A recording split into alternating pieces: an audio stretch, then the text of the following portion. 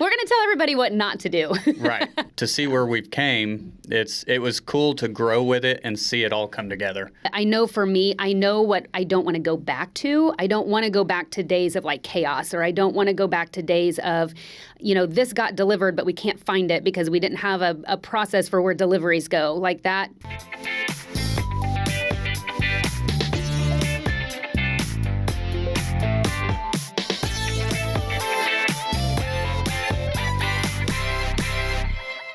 Welcome to the Lasting Business Solutions Podcast, Indy's launchpad to sustain business success, growth, and leadership. My name's Renee Lucas. I'm your host, and I'm really excited to be joined by our Install Manager, Dylan Southwood, on today's episode. Hey. Glad to be here. It's so good to have you here. So Dylan actually joined LCS, which is when he got into the HVAC industry almost 10 years ago. Can you believe it's been that long? No, you were a baby. Yeah. You were a baby. We should show like a picture of you from 10 years ago. That would be so fun. So you started out with us as an apprentice, didn't really know anything about HVAC, gradually built into a lead installer over the years, and now has been in a management position with us here at LCS Heating and Cooling for 3 years, which is what we're going to be talking about today, because what a journey. Yeah, it's definitely a journey. We're going to tell everybody what not to do. Right. So Dylan, outside of work though, everything outdoors is what you love, right? Camping, fishing, hunting. Moab is by far your favorite place on earth, Moab, Utah, where he'll be getting married in just a few weeks. So Corey, his fiance, for almost 10 years as well, that you guys have been together, right? Yep, 10 years this month. Okay, congratulations. Yep, thank you. So exciting. And then, of course, his two little ones, Dixie and Connor. We always say there was the cutest, I'll never forget this picture. Dylan, you went home once and you had duct tape on your finger where there might have been a little scratch or something from work, and you had duct tape on your finger, and Dixie was working on her Jeep next to you, and she had duct tape on her finger. I'll never forget that. Oh yeah, that's my little sidekick. Yeah, he brings boxes home, and they build forts with the boxes and everything. They're just so great. And Connor is the terror who then knocks everything over. I think so. Yeah. He's definitely the terror. I know. In a good way. Yes. Well, super excited today to be talking about management. So Dylan, I had mentioned you started with us as an apprentice, which means that you didn't really have any history, experience, anything like that in HVAC. And we've moved on up into management. So when you started with us, who were your managers? I didn't have any managers. You did. Travis kind of ran all of the show back then. So Yeah. So Travis really did everything. And you're right. We didn't have any managers in place. And I definitely would not have called myself or Travis a manager. We just worked, right? We knew we went out and we met people and we engaged with people. We provided amazing customer service. We got jobs and we worked. And that's what we know to do. That's what we knew to do, right? There was really no set direction or anything like that in the company. Would you agree? I 100% agree. Yeah. So we're going to fast forward a little bit. Now that I look back on it, I'm just going to say this. Thank you so much for sticking with us through the times of having no management and no real documented, planned organization, right? I will say, we've always been really passionate about what we do. We've always been very customer service oriented. We've always been big into education and training and all of that stuff. And so we've always been really good at the trade and at what we do. But the actual process of it was really non-existent for a long time. Yeah. Well, especially when I started, there was no process. There was no management. There was no guidance. So to see where we've came, it was cool to grow with it and see it all come together. Yeah. So, and I tell you, looking back, I know for me, and I think I can probably speak for you as well, but I know for me, I know what I don't want to go back to. I don't want to go back to days of like chaos, or I don't want to go back to days of, this got delivered, but we can't find it because we didn't have a process for where deliveries go. Like that makes me nauseous almost. Oh yeah. To think about going back to that. For sure. Yeah. For sure. So, I'm going to talk a little bit about, from an owner's perspective, how Travis and I knew, or what point we got to that made us think it might be time for a manager in our business, right? I know for us, it really came from the level of stress that we had and the level of time and work that we had. So we were working so much, evenings, weekends. He was running calls on most holidays, and I was riding along with him. And then we had the business part of it to run outside of that. Having to cover if somebody called in sick, then we were covering that. There was just so much, right? And we just got to a point to where we thought we were going crazy. Yeah. You probably felt like there were days when we were going crazy. Yeah.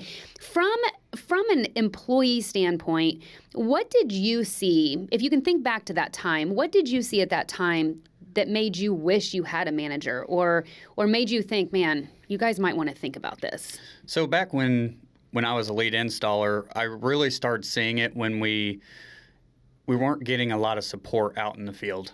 There was no support. There was always support. Yeah. Travis always had our backs, and we knew that. But when he was also trying to play service manager, he was also playing sales guy. He was playing a lot of parts.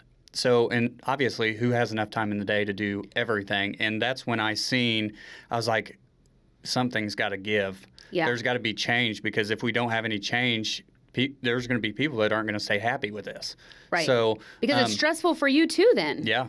Yeah. So I think that was the sign, and then shortly after, I think that's when we made the decision. It's time to get some help in here and really start progressing in what we're doing. Yeah.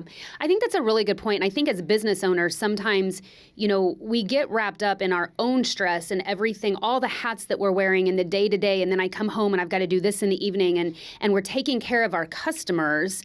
And we kind of forget about our team over here, right? We forget about our lead installers, our service technicians, our apprentices, whatever those roles are in your business.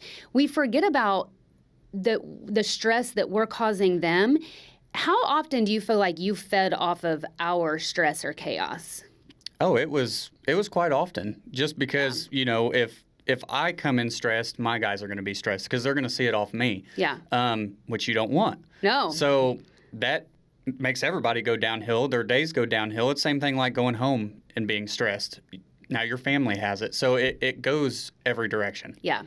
I learned I was at a conference in a session a long time ago, and they said, when your hand hits the doorknob, smile goes on your face, eyebrows lift up, it is game on, right? And so I remember I could feel myself throughout the day. Somebody would say, hey, Renee, hey, Renee, hey, Renee, and I'd have all these different directions, and I could feel my face starting to freeze almost, and it's like getting stale. And it's one of those like, I'm almost at my end, and I could feel myself unravel, but you're trying not to show it. You're trying to hide it, but other people can still pick up on that. Oh, yeah.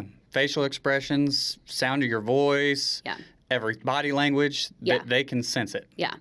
So, and we're going to talk a lot about our business and our industry today, because that's what we know and that's what our experience has been. But this is so true in every type of business. I've mentioned this a billion times before. Every small business owner goes through the same things, right?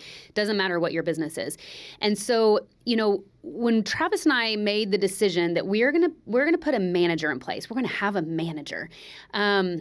First of all, let me just say this. You have this moment of like, man, we're going to be like a real business now because we're going to have a manager in place, right? But guess what? We had no idea really what that person was going to do, but we didn't realize it at that time. And the reason is because we were just so busy. We're like, oh, we're going to put this position in place, and this person can do this and this and this and this and this, and you just kind of shove all that over on them. So as Travis and I were thinking about putting a manager in place, and I won't even say a management team because we were focused on one manager, yes. We looked at, in our business, we could have a service manager, an install manager, an office manager, a sales manager, a warehouse manager. The list is long, right? So where do you start? And I think many business owners, you look at the same, like, where do I start first? So for us, we really looked at what drives the most revenue in our business. And for us, it's the installation department. And so this, 70% of our revenue comes from installation, right? Whether that is, changing out equipment in an existing home, it could be new construction, it could be rehab, it's installing some sort. And so that's where we decided to start, because we wanted to get that part of our system organized, running very smoothly. Obviously, we want our team to be happy, and we wanted to take some of that stress off of Travis. Yeah, and that's what I think was taking a lot of Travis's time as well, because you got laying out jobs, you got ordering jobs, you got all this stuff that takes a lot of time. Yeah. I think it was a good move for Install Manager first. Yeah. Thank you. I agree. And, there's so many facets of the business that as an owner, you just do for so long that you don't even realize how many steps there are or how complicated it is until you try to teach somebody else. When we put the manager position in place, let me just actually, before I say what I'm going to say, I'm going to ask you a question because I want to know what your answer is before I say this. So obviously you can see where this is going. So we decided that install management is where we were going to start. And Dylan, we really looked to you. So we had talked to you a little bit before about what your career path, what you wanted it to be. We knew a lot of your own goals and your aspirations. And you were already a good leader in the department, in the position that you were in, that we felt like it was a very natural transition for you to move into that install management position. Yep. Okay. So when we made that happen, and you went home and you were a lead installer and you came back the next day, you were an install manager. How did that feel? What changed for you? It felt exciting. I was excited. I was nervous because, coming from being in the field to going to a manager, that's two totally different things that I know how to do. I didn't know how to manage. Right. I didn't know how to manage. I didn't know numbers. I didn't know how to manage people. I knew how to do the job. I knew how to do the work, and I was good at it. So I was nervous at the same time because obviously failure is good for you. It's a big learning thing, but I didn't want to fail. Dylan, do you think you realized at the time how much of a skill set you had to learn in that position? In the time, no. I didn't. Yeah. I'm good at talking to people. Yeah. I thought I could just transition into just take off and be good to go. And it was not like that. Part of it is because you had me and Travis, right? Part of it is because, and this is when I'll say it, I feel like this is going to become a little bit of an episode of don't do what we did. Now, looking back, I'm going to share some things. One of the things that proved to be very difficult for everybody, is for you and it was for us as well, is we didn't have any sort of job description in place. We didn't have any sort of guidance that you had talked about or any true leadership as far as what this entails. Like, I would guess at that time, when we talk about numbers for your business, you probably didn't even know what that meant, right? Like, I don't know what you're talking about. Not at all. All I knew is I've watched Travis over the years on what he did, and that's what I was going off of. Yeah. I got to be like Travis. Yeah. I got to be like Travis. I got to try to get this stuff done. Don't know exactly what I'm supposed to get done, but I'm just going to see what happens. You'll figure it out. Yeah, You'll figure it out. And you've seen him. He's had that mentality, like, we'll figure it out sort of thing, right? Now, in doing that, and we unintentionally is the key word, that's how we set you up, right? Which was kind of setting you up for failure a little bit as we look back on that. I would never do this to anybody else. We've learned from this. But I think because everything lived in Travis's head or in my head, right? Nothing was documented. Nothing was a structured process. Nothing was really planned for as far as a training plan or this is what we need to teach Dylan. As I mentioned, there was no job description. And so you kind of hit the nail on the head. You started learning by just like, okay, what does Travis do in the morning? Well, this is what I see him do. This is what I'm going to do, right? And so that's what we became. So think about the first year of management. What was that year like for you? It was very hectic. It was very hectic, trying to figure out what I was supposed to be doing. Yeah. Where we were failing as a department. Where all the little dumpster fires are coming from, that's the biggest thing. They're all day. All day long, every day. It's like, how am I supposed to get anything done with all these dumpster fires? It's impossible. Yeah. The biggest thing with this is me, Travis, and Renee always stayed very open with each other. And, hey, you got to say something. If something's not working or something doesn't seem right, you got to say something or nothing's ever going to change. Yeah. So I think that was the biggest thing I learned that year is you have to be open with each other. If something's not working, just because they create a game plan for you doesn't mean it's going to work. Right. So right. And you've got to you've got to have that, and you can't get your feelings hurt. You can't get all of those things. Like we're all here for the same goal, and that's to make the department, the company, our team, ourselves. It's to make us better, right? It's to serve our customers better than what we do. It's to do all of those things. You know, after that first year, I think the three of us had this moment of like, why isn't this easier? Yeah. Because it didn't make anything easy. No, it made it even harder, if anything, because Travis, because we didn't have any sort of plan, Travis was stepping on your toes a lot, again, unintentionally, right? And so say you were going to order equipment, well, he already did it, and then you didn't know about it. Or say something was supposed to be delivered, and then he intercepted it and had it go to a different job, or he switched crews, or he did all of these different things, which is what he's been doing for the past 12 years, right? 15 years. It was a big one because I took over, we call it his baby. Yes. And because Install was always his baby. Yeah. And now it's in somebody else's hands, and he had a very hard time letting that go. You know, there's a big control piece to it. And I think something that really surprised both Travis and I is he had this fear of, well, what am I going to do now, right? Because that's what he always did, was exactly what you were doing. So then it's, well, what am I going to do? Now, let me tell you, the list is long for what Travis does now. Yeah. It's just very different than what it used to be, right? And so he's not managing just a department. Now, Travis is definitely the visionary in our company, right? He sees things. He has the relationships with all of the people, vendors and our employees and everything else. Like, he's just so impactful in that way. But that transition and knowing that that was his path was not clear to us right away. Yeah. Right? And it definitely created some hardships in the business. Yeah. Yeah. So, Dylan, at what point, was there any sort of like moment for you or time period or something where you were like, something's got to change. We've got to do something differently than what we are right now? I think after that first year, I think that was the biggest hardship and chaotic and rolling dumpster fires going everywhere. It's like, okay, do I want to go back in the field?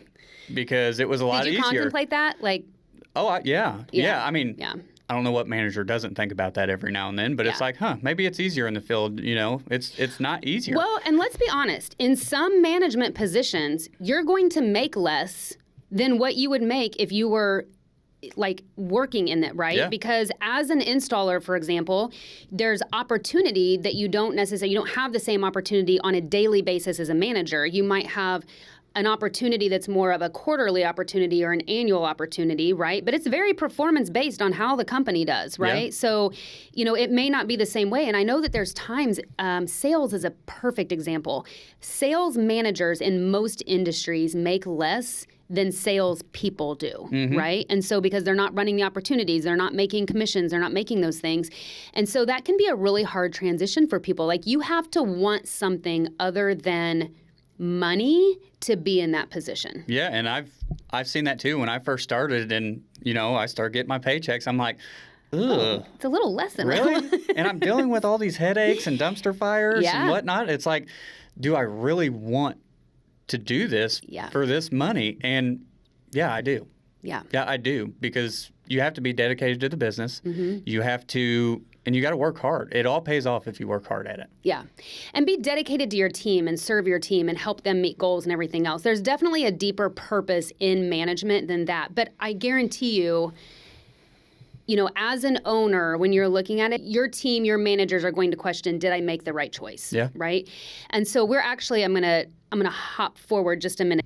So Dylan, I would say, you know, for other business owners, you know, and for people that are going into a management position, like, I don't even think that you really thought to ask for a job description that was different than the job description that you had as the lead installer, right?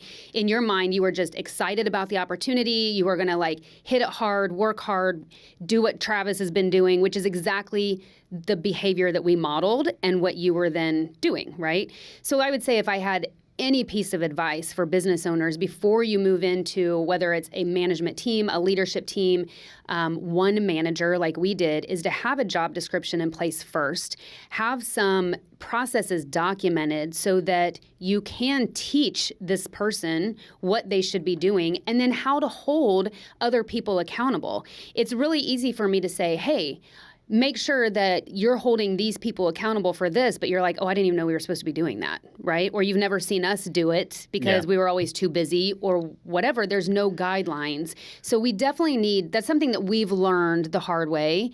Thank you for being a guinea pig on that, is to make sure that we have those things in place before we hire and fill that position. Yeah, have a success plan. A success I plan like that.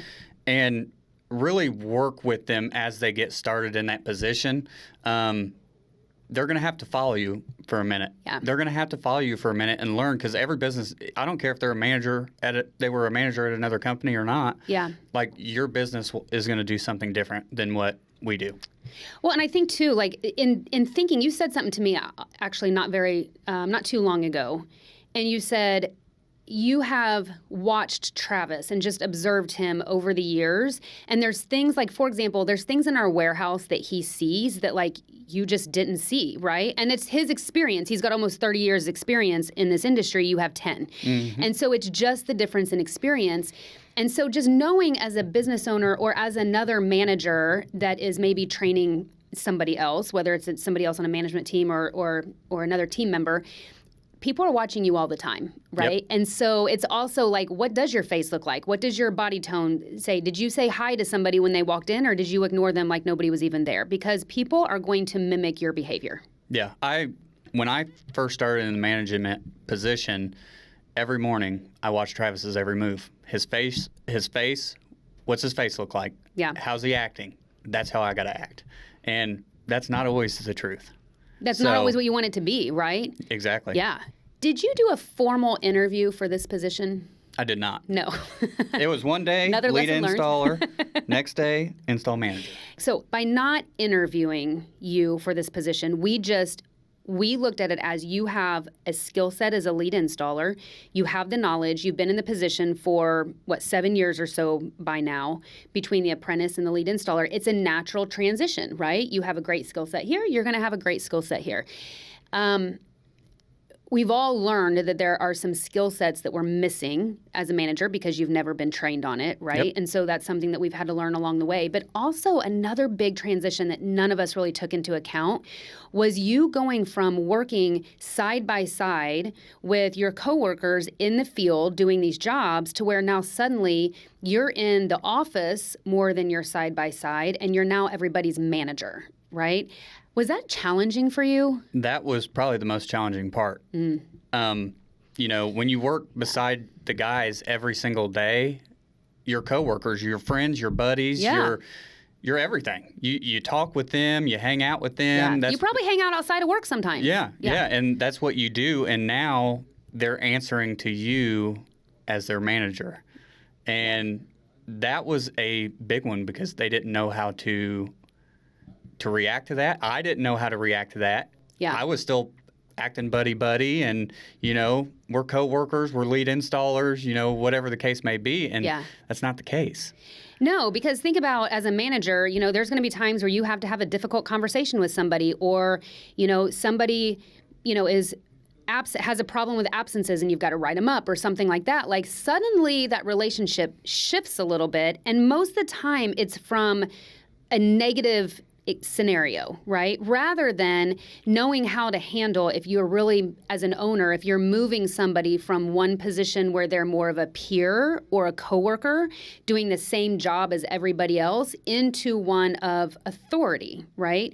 And then it's, what are the boundaries of that authority? There's never been a time where you've abused any sort of authority, but you can get people in who that goes to their head a little bit, and suddenly they become more of a dictator than a team lead, right? Yeah. And so that creates its whole other set of problems and culture problems within your company as well. Yeah, and that is something you really have to think about when you go to have that authority. Okay, how do I need to handle this due to I worked with them in the field, and now I have to address the situation with them. It may be uncomfortable, but you got to figure out the right way to do it. Yeah. So for us, I'm going to share a little bit on what became the right way for us, because we've talked about this a little bit. So I'll use an example. So one of our processes now is that we want everybody out the door by a certain time, right? We don't want to be showing up at somebody's home at 10 in the morning to get started on what's going to be an 8 to 10 hour day, right? We want everybody out the door by 7:40. And so when you were first in the position, or first in the install manager position, everybody was late getting out. Why was that with you? Because I was lenient. Yeah. I was like, no, it's fine. Yeah, it's you're fine. chit-chatting. Does anybody want some coffee, right? We're just kind of hanging out, kind of shooting the shit with everybody in the morning, right? Yep. Rather than following our system and holding everybody accountable to be here on time, get their vehicle loaded up, make sure they have the notes for the day, and off they go, right? Yeah, and mind you, I didn't have any manager experience. No. So I didn't know, okay, do I be nice? Do I beat around the bush? How do I do this? Do I become an ass? Right. I don't know if you can say that, but... Well, I just said shoot the shit, so that's fine. But those are all things that I was thinking about. I'm like, okay, because if you come off too hard, they're going to look at you like, oh, he's really changing. Who are you And now? then they're not going to have any respect for you. Right.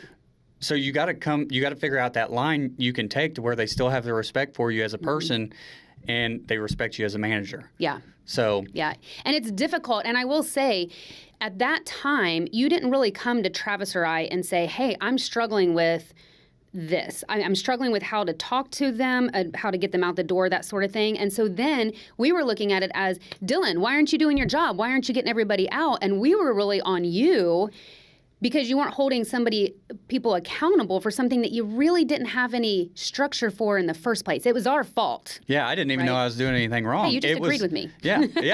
It was your fault. It was a blind spot. And I was like, oh, until you said something about it, I was like, oh, I guess you're right.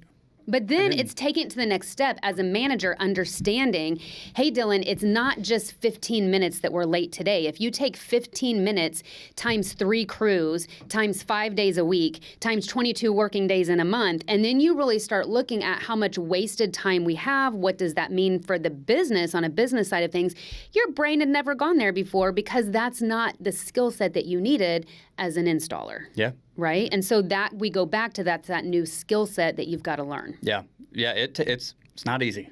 So Dylan, as we're talking about that transition from coworker to manager, right? One of the things that we did to solve that issue that we had was sitting down with our team and taking some ownership for, hey, we really didn't do a good job of preparing any of us for your transition from this position to this position, right? And so we sat down with everybody and said, hey, it might look like Dylan just sits around in an office now, right? But this is what he's doing. This is what his days look like. This is what his evenings look like. This is what his weaknesses look, or his weekends look like. This is what his goal is for you. This is what the goal is for the client. Do you think that made a difference when we kind of sat down and took some ownership and explained that to the team? Oh, 100%. 100%. Whenever the field's not going to see the back. Oh, no. Behind the curtain. No. They're not going to see what happens behind stage. Right. Because they're not there. Right. They don't see all the chaos and the phone calls and the unhappy customers or whatever the case may be. They don't see all that. They just see, oh, you're sitting at a desk at the computer or you're driving around in your truck. You're driving, you get a lot of window time now. Yeah, truck guy. Yeah, you're truck guy. So, and they don't see that. So they have to be made aware. If you keep it a secret of what all you do, they're never going to understand. Right. Well, and I think in this leadership training that we're doing right now, something that our mediator talked to us about is really sharing the vision of the company, right? So this is the vision of the company. This is where we want to be in a year, 3 years. This is how collectively we're going to get there. But then this is how all these roles, every single role in the company is so important, but they're so different. Yep. And so here's how this role is going to help us achieve this, and this role is going to help us achieve this, right? All right, so Dylan, let's kind of wrap up today a little bit, and let's give some really strong takeaways. Mine from an owner's perspective, yours from a manager's perspective. if I had to think about a few things that I'd want people to take away, number one would be to have that job description and have some processes documented and in place before you fill that position. One thing that I'll add is we've struggled a little bit sometimes with a compensation pay plan because we've developed and we've been really excited about a position and we've put somebody in it thinking like, oh, we'll figure that part out later. And it might be like a salary, but then like, well, is there going to be a bonus structure? Is there some sort of other incentive in there? And then it's really hard. It's really difficult to figure that out when somebody's already in that position. Yeah. Right. And so that's a huge lesson learned for us that I would really encourage business owners to do. The other thing that I would say is, I know, Dylan, that, as a business owner, we did things our way for 15 years, right? And it was just, this is what we did. This is how we did it. It's all we knew. We didn't necessarily have any specific training ourselves on it. And so we didn't realize that our way was maybe creating some of these little dumpster fires, or we didn't know our way was creating this extra stress. And so as a business owner, to be able to put our ego aside and know that a manager could come in and say, hey guys, I think maybe we need to look at how we do this because I think maybe we could do it differently, which might make it more efficient, more profitable, more whatever. But to be able to listen to that and put aside that like, well, no, because we've always done it this way. Just because you've always done it that way doesn't mean that's the best way. Keep an open mind. Yes. Keep an open mind, because just because it works one way doesn't mean it can't work another way. And just because like that way may have served us really well for a period of time, but it just doesn't serve us well anymore, right? We're not the same company. We're not the same size company. We don't have the same people. And so because of that, that served us really well in the past. And I'm grateful that we did that, but now it's time for something new. Yeah. And so that's part of having a great management team is to have those other ideas outside of what's your own. Yeah. Yeah. What about for you? Like if you had to give somebody that's a new manager or going into a management position, especially maybe with a company where like ours, a management position was new to the company, what's some advice that you could give? Be ready to learn. Be ready to learn. Keep an open mind. Be honest with your bosses. Talk to them. Tell them where you're struggling. Tell them where you think everything's falling apart at, because if you don't work together, you're never going to get better. Right. So you have to be able to adapt, overcome, and if you keep it all bottled up inside, you're going to fail. You'll be a volcano and you'll just explode one day, I promise. Yeah, and you're going to fail. Yeah. You're going to fail. They have to know where you're sitting, where your mind's at, and everything else. You got to keep them in the loop. I like that. I'm going to leave you with one thing. There was something that I just learned again. This is our core value, education and training, right? And they said always fail forward, right? And so we do. We learn best from our failures. We have some of our greatest successes from our failures, but make sure that we fail forward. So if something doesn't work, we don't sit in that black hole of failure, right? But we pick up and say, okay, well, that didn't work out so well. Now what do we do? And we try something different, right? Yep. But having a team, and I'll tell you now that we've had a team in place for a few years, there's nothing more comforting as owners than knowing that we have our people and our team that we can rely on, that we can talk to, that we can share ideas, we can share our own failures and be very vulnerable. That's how we're all going to grow. Yeah, and you just got to remember, failure is the strongest learning tool you can have. I like it. If you win all the time, you're not going to learn as much. No, that's so true. When you fail, guess what? You're not going to do that again. Nope, it's going to propel you to the next level. So, Dylan, thank you so much for joining us today. And thank you for being here today. I hope you've learned a couple of things of really what not to do when putting a new management position in place for your company. I'll see you next time on the Lasting Business Solutions podcast.